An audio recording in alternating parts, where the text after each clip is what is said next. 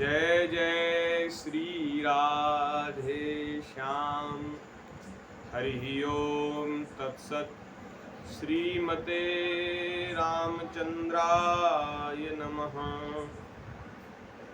ओम नमः परमहंसास्वादित चरणकमल चिन्मकरन्दाय भक्तजन मानस निवासाय श्रीरामचंद्राय कृष्णाय वासुदेवाय हरे परमात्मने प्रणतक्लेशनाशाय गोविन्दाय नमो नमः।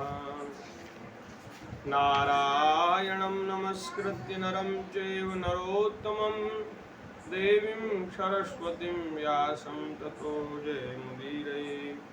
सीतानाथसमारम्भां श्रीरामानन्दार्यमध्यमाम् अस्मदाचार्यपर्यन्तां वन्दे गुरुपरम्पराम्।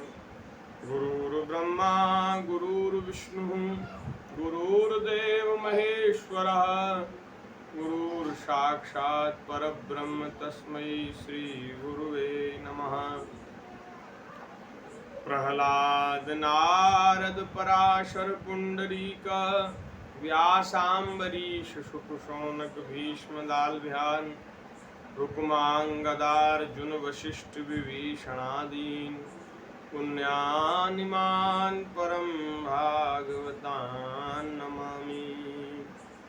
चार जुगन में भक्त जे तिनके पद की धूरी सर्वसु सिर धरि राखियों मेरी जीवन मूरी। भक्त भक्ति भगवंत गुरु चतुर नाम बपु एक इनके पद वंदन किए नाशे विघ्न अनेक। श्री राम जय जय राम। श्री राम जय जय राम। श्री राम जय राम। सभी गाइए।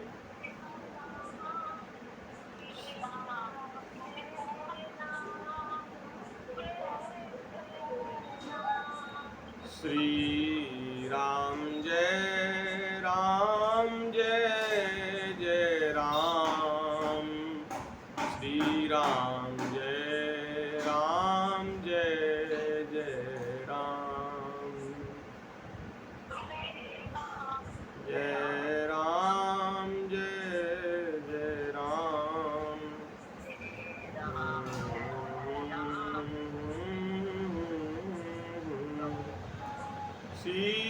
सीताराम जय सीताराम। सीताराम जय सीताराम। सीताराम सीताराम। सीताराम जय। राधे श्याम जय राधे श्याम। राधे श्याम जय राधे श्याम। राधे श्याम।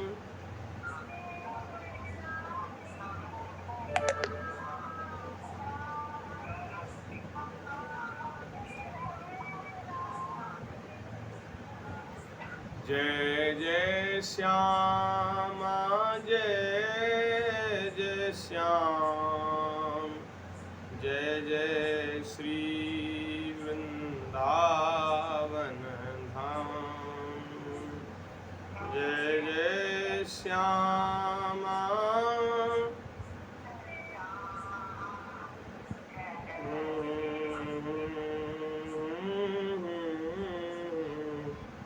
जय गौ माता जय गोपाल।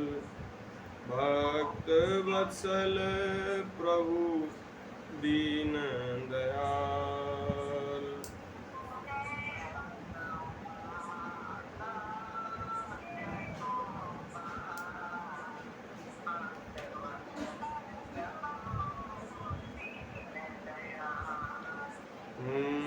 जय गो माता जय गोपाल, भक्त वत्सल प्रभु दीन दयाल। जय गौ माता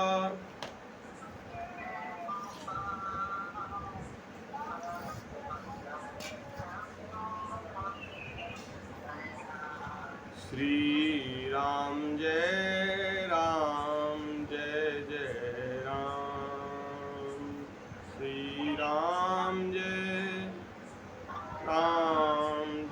जय, श्री राम जय जय राम।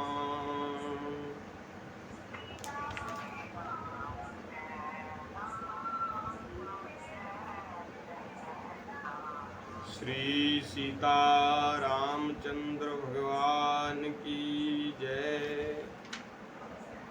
श्री वृंदावन बिहारी लाल की जय। श्री बांके बिहारी लाल की जय। श्री 84 कोस ब्रजमंडल धाम की जय। श्री वृंदावन धाम की जय।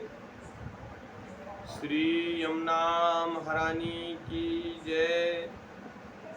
श्री गिरिराज महाराज की जय। श्रीमद्भागवत महापुराण की जय। श्री सुखदेव जी महाराज की जय। श्री व्यास भगवान की जय। श्री सद्गुरुदेव भगवान की जय। सब संत हरि भक्तन की जय। गौ माता की जय। जय जय श्री राधे श्याम, जय जय श्री सीताराम, हर हर महादेव।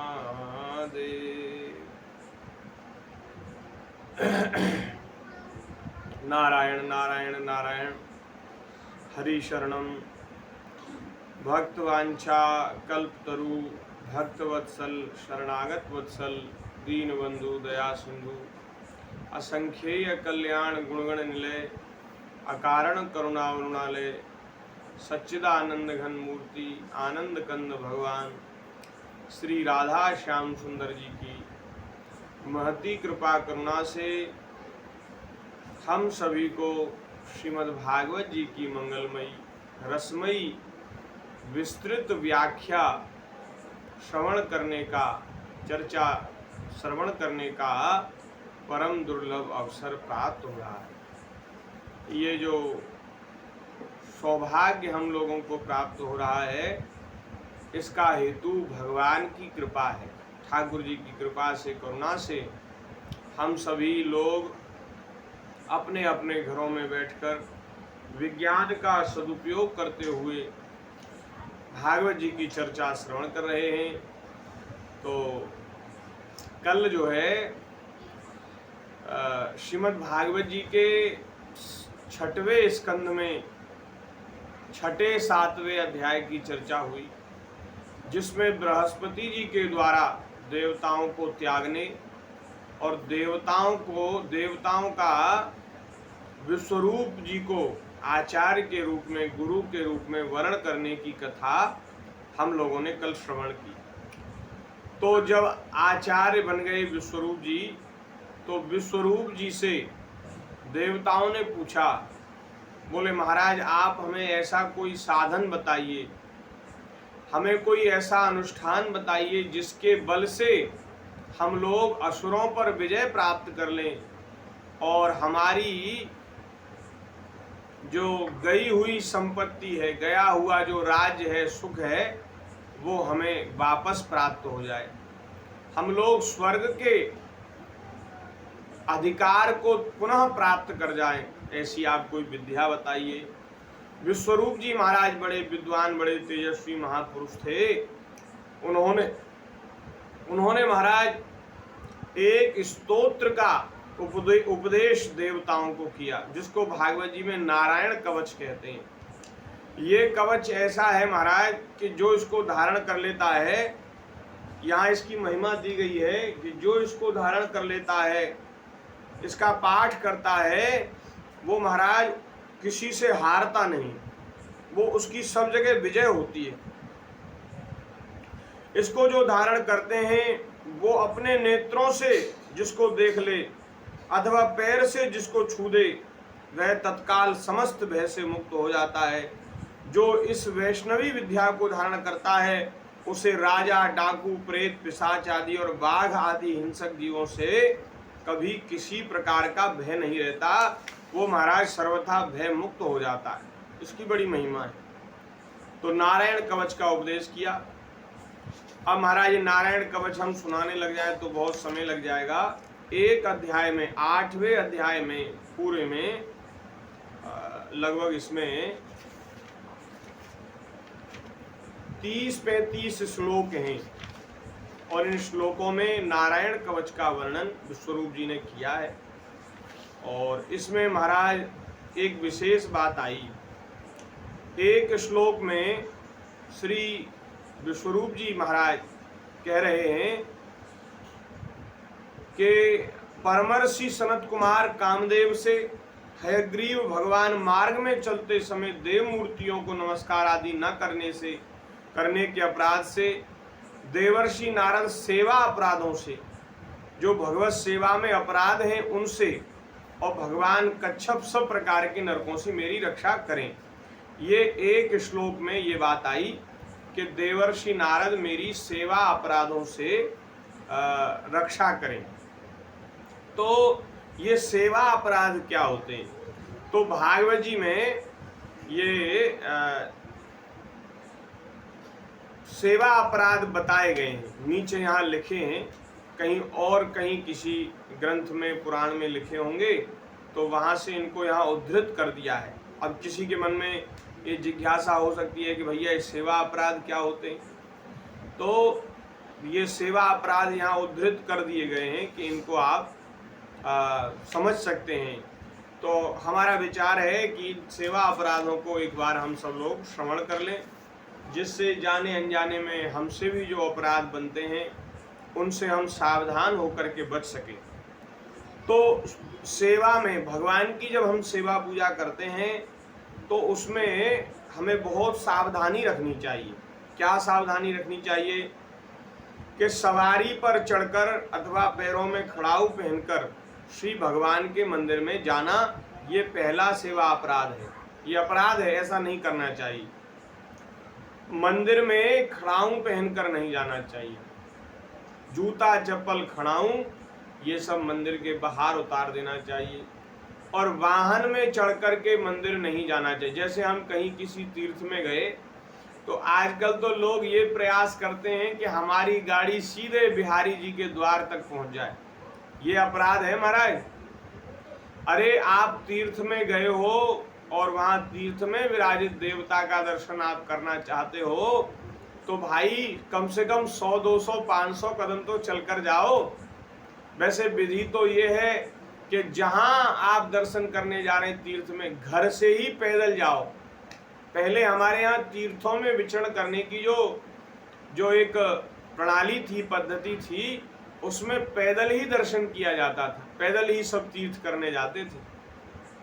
कोई कोई भक्त तो महाराज अपने घर से ही दंडवत करते हुए भगवान के तीर्थ में, धाम में गए हैं। हम लोग इतने आलसी हो गए, इतने प्रमादी हो गए कि बिल्कुल सुविधा का, सुख का त्याग नहीं करना चाहते। हम चाहते हैं कि हमारी गाड़ी सीधे मंदिर तक ही पहुंच जाए। ये अपराध है, इससे हमें बचना चाहिए। अब चलो इतनी सामर्थ्य शरीर में नहीं है कि घर से पैदल तीर्थ में जाएं, कोई बात नहीं, इतना ना कर सको तो गाड़ी में जाओ, सुविधा से जाओ।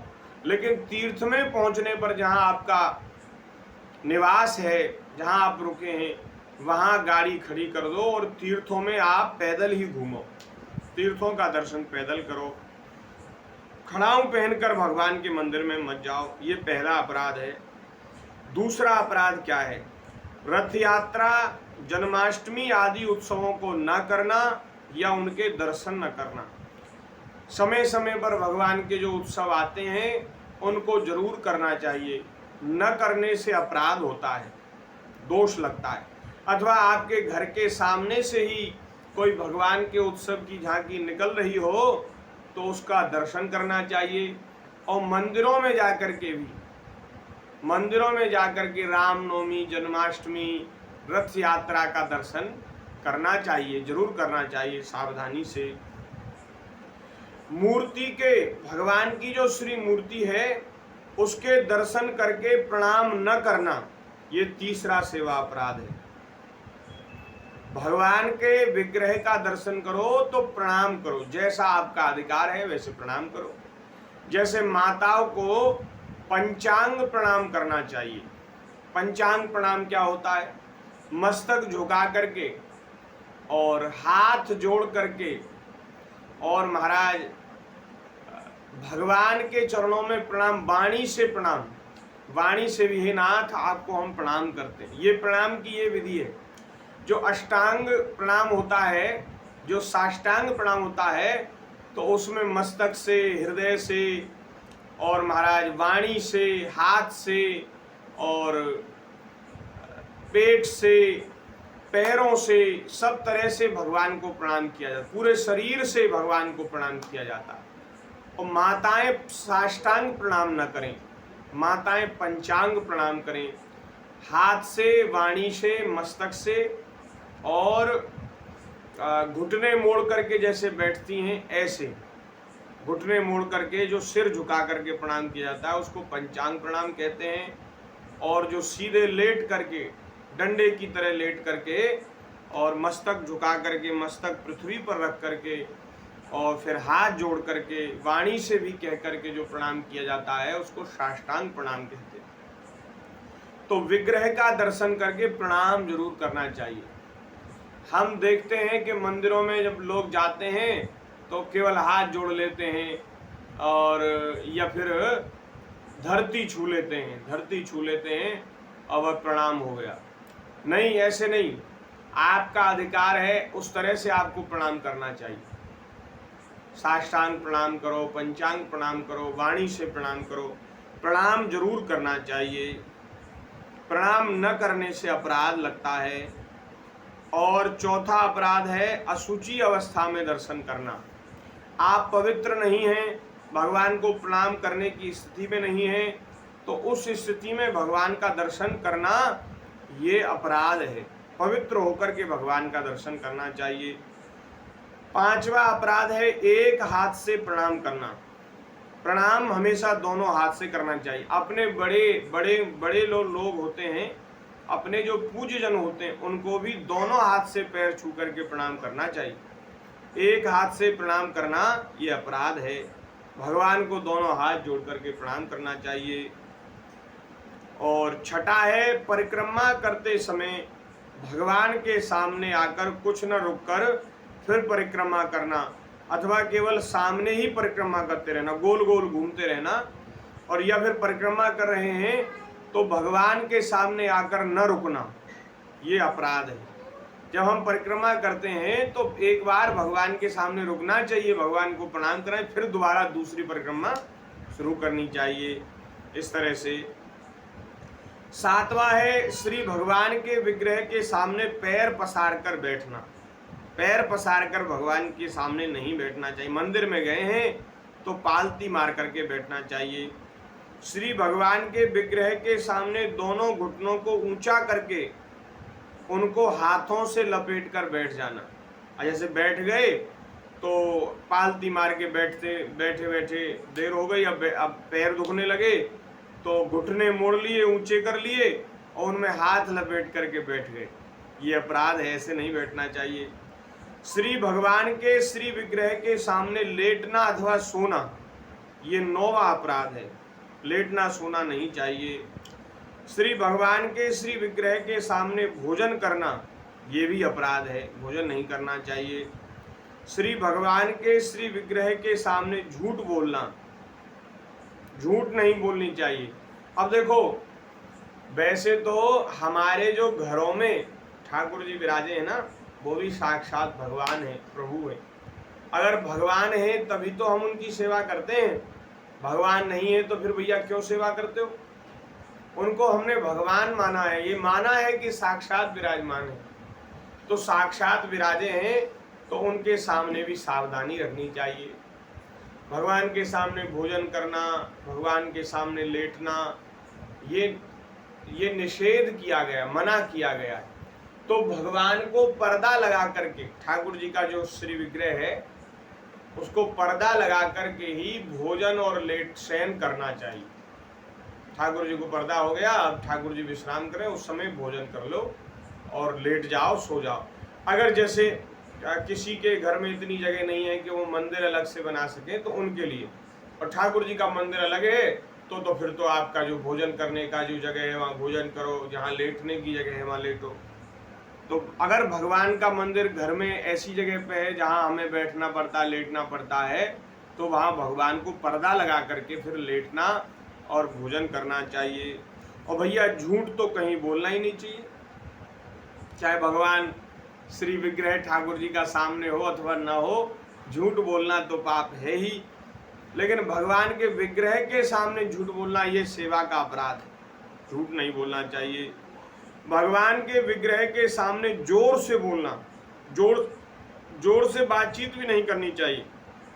और महाराज आपस में बातचीत करना ये भी अपराध है। श्री भगवान के विग्रह के सामने चिल्लाना ये अपराध है। श्री भगवान के विग्रह के सामने कलह करना, लड़ाई करना ये भी अपराध है।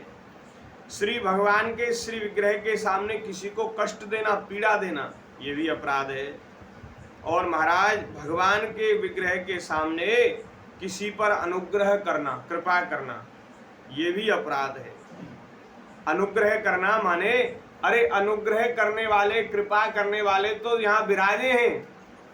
कोई दीन दुखी आया है तो उसे कहो भैया इनसे प्रार्थना करो, ये सुनेंगे तुम्हारी पुकार। हम क्या कर सकते हैं तुम्हारी मदद, इनसे प्रार्थना करो। और जब वो प्रार्थना कर दे तो उसको अलग ले जा करके उसकी कुछ सहायता भी कर दो। लेकिन ठाकुर जी के विग्रह के सामने और उस पर स्वयं उपकार करना, अनुग्रह करना ये अपराध है। क्योंकि जब हमारे बड़े बैठे हैं तो हम क्या अनुग्रह करें? हमारे जो बड़े हैं वे आपके ऊपर कृपा करेंगे, वे आपकी सहायता करेंगे, तो इनसे सहायता मांगो, ऐसा भाव है। तो ऐसा महाराज ना किसी को पीड़ा देना, न किसी के ऊपर अनुग्रह करना, फिर उसको अलग ले जा करके वो जो चाहता है उसको वो देना चाहिए। 18वां अपराध है श्री भगवान के विग्रह के सामने किसी को निष्ठुर कठोर वचन बोलना, ऐसे वचन बोलना जिससे एकदम हृदय विदीर्ण हो जाए, ऐसे वचन नहीं बोलने चाहिए। ये बड़ी सावधानी है हम लोगों को रखनी चाहिए। भगवान ऐसी दया करें कि ये सब बातें हमारे जीवन में आ जाएं। श्री भगवान के विग्रह के सामने कंबल से सारा शरीर ढक लेना, बहुत सर्दी पड़ती है तो पूरा शरीर एकदम कंबल से ढक करके बैठ गए, तो ये भी अपराध है। ऐसे नहीं बैठना चाहिए बिल्कुल चकमुंद हो करके। हाँ, ठंड है तो पैरों पर कंबल डाल लो हैं, और शरीर पर शॉल डाल लो, लेकिन सारा शरीर ढक लेना, मुंह भी ढक लेना ये अपराध है, ऐसा नहीं करना चाहिए। ऐसा लगता है कि भैया एक कंबल ओढ़ के कौन बैठा है, उससे भय भी हो जाता है, डर भी लगने लगता है कौन बैठा है। तो इसलिए ऐसा बैठना चाहिए जिससे ठाकुर जी को दिखते रहें, हम भी दिखते रहें, हमको ठाकुर जी दिखते रहें। श्री भगवान के विग्रह के सामने दूसरे की निंदा करना ये 20वां अपराध है। भगवान के विग्रह के सामने दूसरे की स्तुति करना, दूसरे की बहुत प्रशंसा करना, महिमा का गान करना ये भी अपराध है। भगवान के सामने तो भगवान की ही स्तुति होनी चाहिए, क्योंकि स्तुति के योग्य तो केवल एक ठाकुर जी ही हैं, और सारा संसार तो भगवान के कृपा से ही, ठाकुर जी के अनुग्रह से ही सब लोग अच्छे काम कर रहे हैं, श्रेष्ठ काम कर रहे हैं, प्रशंसनीय काम कर रहे हैं। उसमें मुख्य हेतु भगवान की कृपा है, भगवान की शक्ति है। तो स्तुति के योग्य भगवान है, इसलिए दूसरे की स्तुति भगवान के सामने नहीं करनी चाहिए। श्री भगवान के विग्रह के सामने अश्लील शब्द बोलना ये भी अपराध है, गाली आदि देना ये भी अपराध है। भगवान के विग्रह के सामने अधोवायु का त्याग करना ये अपराध है। शक्ति रहते हुए भी गौड़ अथवा सामान्य उपचारों से भगवान की सेवा पूजा करना ये 24वां सेवा अपराध है। आपको भगवान ने सामर्थ्य तो दी है कि आप बढ़िया बढ़िया चीज ठाकुर जी को समर्पित करें और अच्छी वस्तुओं से भगवान का पूजन करें, लेकिन आप बहुत लोभ करते हैं और लोभ के कारण घटिया चीज ठाकुर जी को अर्पित करते हैं, बढ़िया चीज नहीं लाते। और अरे चलो भगवान तो, ऐसा लोग कहते हैं, भगवान तो भाव के भूखे हैं, क्या हुआ, ठाकुर जी को क्या भोग लगाना, ठाकुर जी को क्या चढ़ाना, भगवान तो भाव के भूखे। अरे भाई तुम्हारा भाव है तो उसको दिखाओ ना, तुम्हारा भाव कैसे दिखाओगे भाव को? बहुत तुम भाव वाले बनते हो तो दिखाओगे कैसे? भाव तो तभी मालूम चलेगा जब आप अच्छी से अच्छी वस्तु भगवान को अर्पित करो, तभी तो आपको भाव मालूम होगा। और नहीं तो आप ऐसा करोगे तो फिर इसका मतलब यह है कि भाव भी नहीं है। अब भाव भी नहीं है और कुछ नहीं है, वस्तु भी नहीं है, विधि भी नहीं है, तो फिर भगवान कैसे तुम्हारी पूजा स्वीकार करेंगे? नहीं करेंगे। अगर सामर्थ्य भगवान ने दी है तो खूब भगवान की सेवा पूजा में खर्च करना चाहिए। बढ़िया महाराज, एकदम ऐसा राजा शाही ठाकुर जी का मंदिर हो, बढ़िया महाराज, सुंदर चमकते दमकते ठाकुर जी, श्रृंगार हो बढ़िया, और बढ़िया बढ़िया सामग्री ठाकुर जी को भोग लगाई जाए, ये बात है। और अगर सामर्थ्य नहीं है तो जैसा भगवान ने हमको दिया है उससे भगवान की पूजा करना। श्री भगवान को निवेदित किए बिना किसी भी वस्तु का खाना पीना ये भी अपराध है। ठाकुर जी घर में विराजे हैं, बढ़िया बढ़िया चीज बनाते हैं, खाते हैं, ठाकुर जी को भोग नहीं लगाते, ये अपराध है। ऐसा अपराध नहीं करना चाहिए। जो भी बढ़िया वस्तु बनी है उसको भगवान को भोग लगाना चाहिए। जिस ऋतु में जो फल आए उसको सबसे पहले जब वो घर में आवे, बाजार में से घर में लेके आओ, तो उसको भगवान को अर्पित करो। अब जैसे आम का मौसम आता है, सेब का मौसम आता है, तो बढ़िया मौसमी फल और उसको ला करके भगवान को अर्पित करना, ये बहुत अच्छी सेवा की बात। और अब अगर न किया जाए तो भगवान को न चढ़ाना, तो इसको अपराध कहते हैं। किसी सब्जी में, शाक में या फलादि के अगले भाग को तोड़कर भगवान को व्यंजनादि के लिए देना। शाक या फल आदि के अगले भाग को तोड़कर भगवान के व्यंजन के लिए दे, भगवान के लिए बनाना। जैसे सब्जी है, कोई फल है और उसका आगे का भाग तोड़ लिया और फिर उसको भगवान को अर्पित करते हैं, नहीं, पूरी वस्तु ठाकुर जी को चढ़ाओ और फिर प्रसाद रूप में उसको ग्रहण करो। श्री भगवान के श्री विग्रह को पीठ देकर बैठना, भगवान की तरफ पीठ देकर नहीं बैठना चाहिए, ये 28वां अपराध है। 29वां अपराध है श्री भगवान के विग्रह के सामने दूसरे किसी को भी प्रणाम करना। गुरु जी आ जाएं, संत आ जाएं, तो वे तो भगवत स्वरूप ही हैं, भगवान के ही विग्रह हैं, उनको तो प्रणाम करना चाहिए, लेकिन और किसी को प्रणाम नहीं करना चाहिए, क्योंकि प्रणाम के योग्य भगवान हैं। हाँ, प्रणाम करो, कोई आपके सगे संबंधी नातेदार रिश्तेदार आए हैं तो ठाकुर जी के सामने से अलग हटके उनको प्रणाम करो, लेकिन भगवान के सामने दूसरे किसी को प्रणाम करना यह अपराध है। गुरुदेव की अभ्यर्थना, कुशल प्रश्न और उनका स्तवन न करना, ये भी अपराध है सेवा में। क्या कि गुरुदेव भगवान आए हैं तो उनको प्रणाम न करना, उनका स्तवन न करना, उनकी महिमा का गान न करना और उनसे कुशल प्रश्न न पूछना, ये अपराध है। गुरुदेव को प्रणाम भी करना चाहिए, गुरुदेव की स्तुति भी करनी चाहिए और गुरुदेव से कुशल प्रश्न भी पूछनी चाहिए। भगवान के सामने भी पूछना चाहिए। अपने मुख से अपनी प्रशंसा करना ये महाराज सेवा में अपराध है।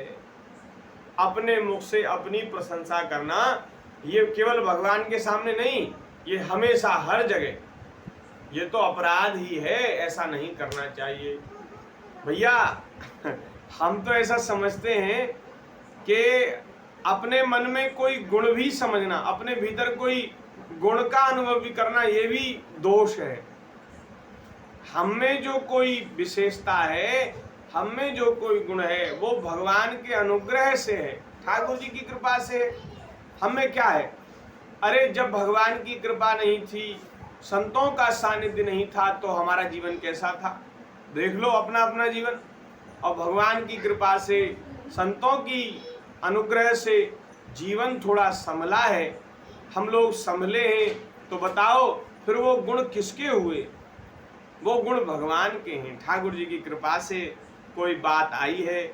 नहीं तो हम तो सब प्रकार से दीनहीन गए बीते थे, किसी काम के नहीं थे। तो जो गुण है वो प्रभु का है और जो दोष है वो हमारा है, ये भाव होना चाहिए। और जो अपने मन में अपने आप को गुणी समझते हैं, वो तो प्रशंसा या तो करेंगे और नहीं करेंगे संकोच के कारण, तो जब उनकी प्रशंसा की जाएगी तो उनको बहुत प्रिय लगेगी।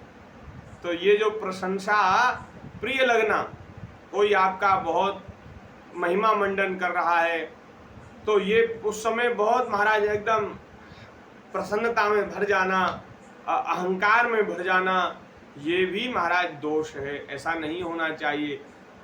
जब कोई हमारी प्रशंसा कर रहा हो तो उस समय महाराज संकोच होना चाहिए। निजगुण श्रवण सुनत सकुचाही, परगुण सुनत अधिक हर्षाही। भक्तों का कैसा स्वभाव होता है कि वे दूसरों के गुण सुनने के समय हर्षित होते हैं, और अपने गुण जब कोई कहता है, सुनाता है, तो वे सकुचाते हैं। क्योंकि गुण तुम्हार समझहि निज दोषा, जेहि सब भांति तुम्हार भरोसा। जो भगवान के गुण तो भगवान के समझते हैं और दोषों को अपना समझते हैं, जिन्हें सब प्रकार से हे राम जी आपका भरोसा है, ऐसे आपके भक्त तो ऐसे ही होते हैं।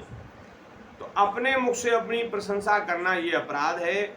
और किसी भी देवता की निंदा करना, अरे वो देवता ऐसे हैं, वो देवता ऐसे हैं, गणेश जी तो ऐसे हैं, दुर्गा जी तो ऐसी हैं, शंकर जी ऐसे हैं, कृष्ण भगवान ऐसे हैं, राम जी ऐसे, ये बात कहना, सोचना, ये अपराध है।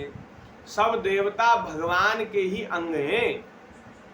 अच्छा एक बात बताओ, जैसे कोई पतिव्रता स्त्री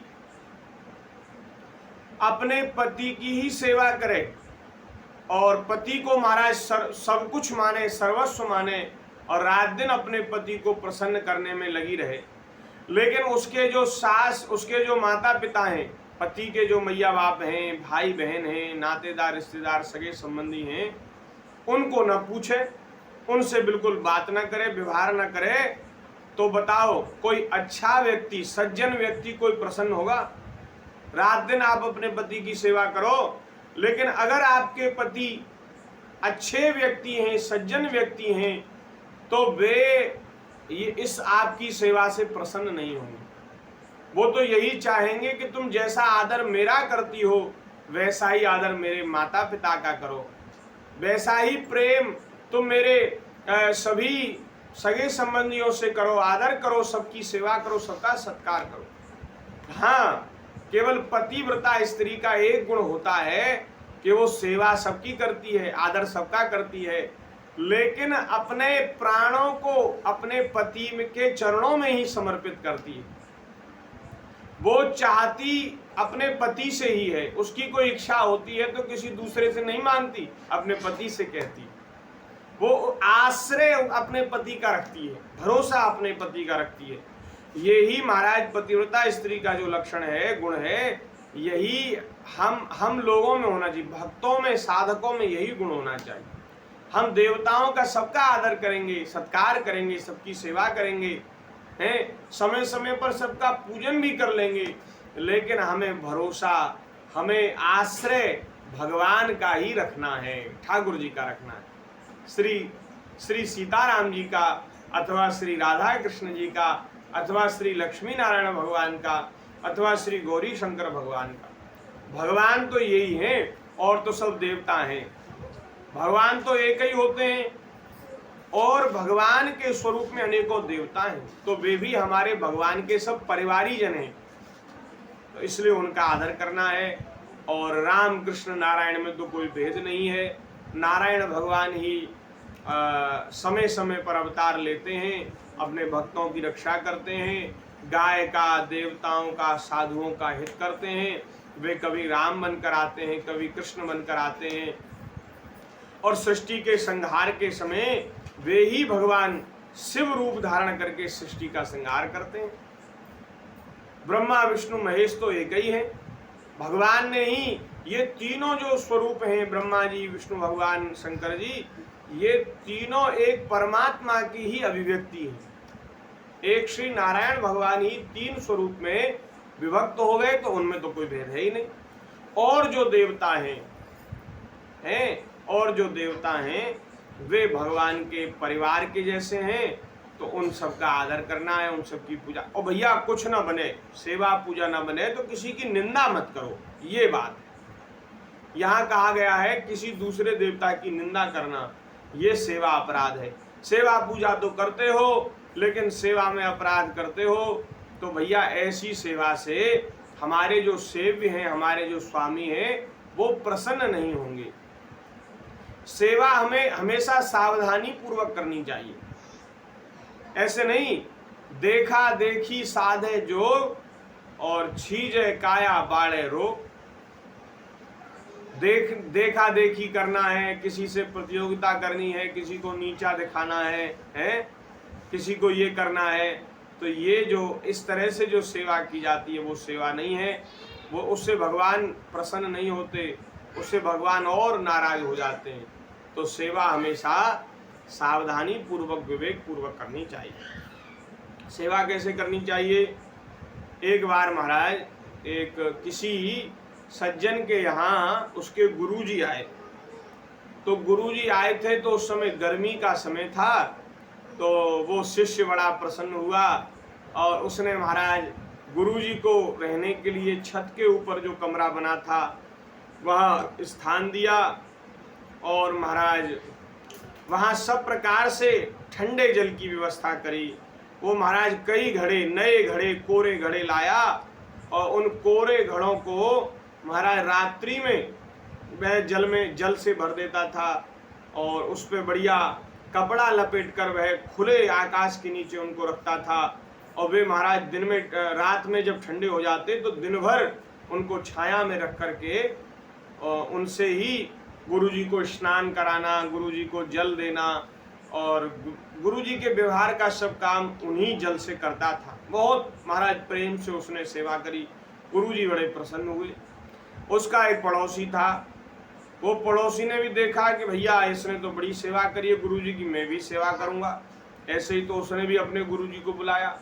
अब महाराज संयोग से उसके गुरुजी आए सर्दी में, वो भी नए नए घड़े लाया महाराज, और उसने भी घड़े भर करके खुले आकाश के नीचे रख दिए। ठंडा एकदम बर्फ के जैसा जल हो गया, और सवेरे नहाने के लिए गुरुजी को वही ठंडा जल दे दिया।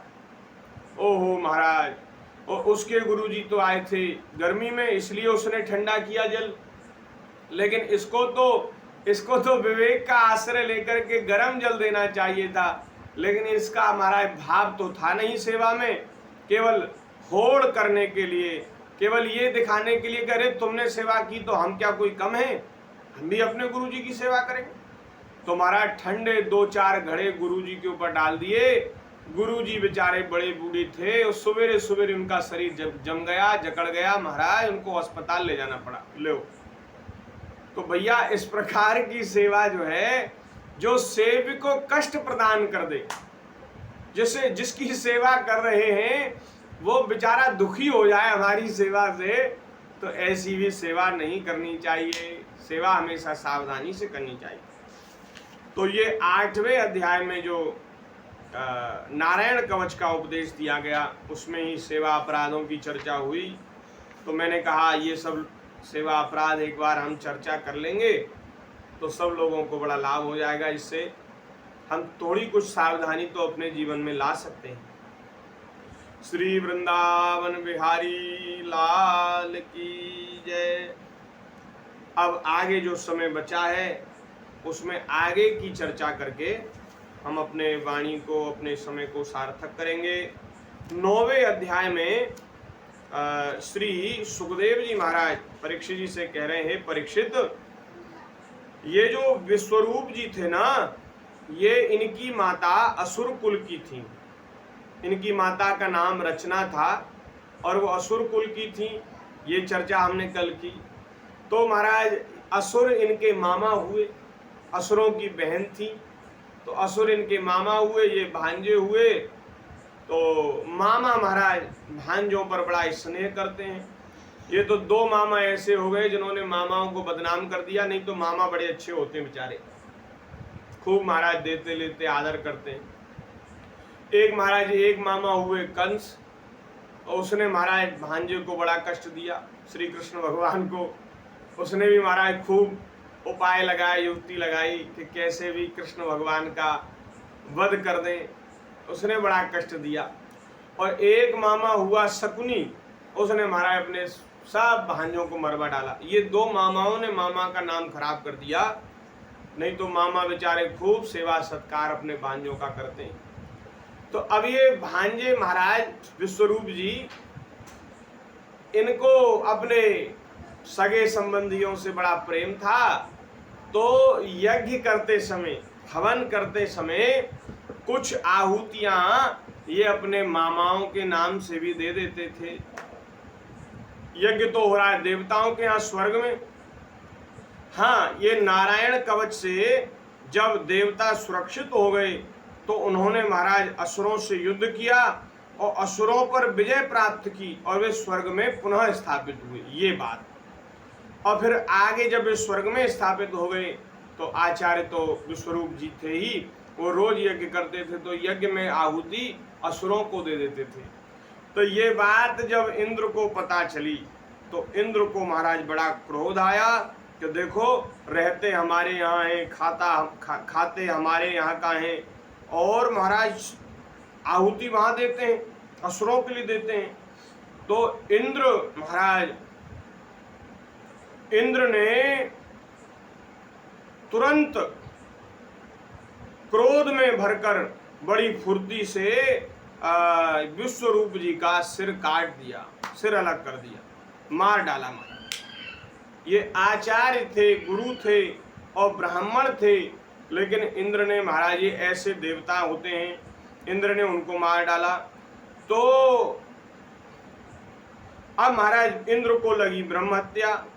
तो ब्रह्म हत्या को उन्होंने 4 हिस्सों में बांटकर अपने आप को शुद्ध किया। एक हिस्सा दिया पृथ्वी को, जिससे पृथ्वी ऊसर बंजर हो जाती है ना, वही ब्रह्म हत्या है। और दूसरा दिया जल को, जल में जो काई जम जाती है वो ब्रह्म हत्या का ही स्वरूप है। और तीसरा भाग दिया वृक्षों को, वृक्षों में जो काटने पर जो गोंद निकलता है वो महाराज ब्रह्म हत्या है। और चौथा दिया स्त्रियों को, जो मासिक धर्म से स्त्रियां जो युक्त हो जाती हैं, ये ब्रह्म हत्या का ही एक भाग है। तो इस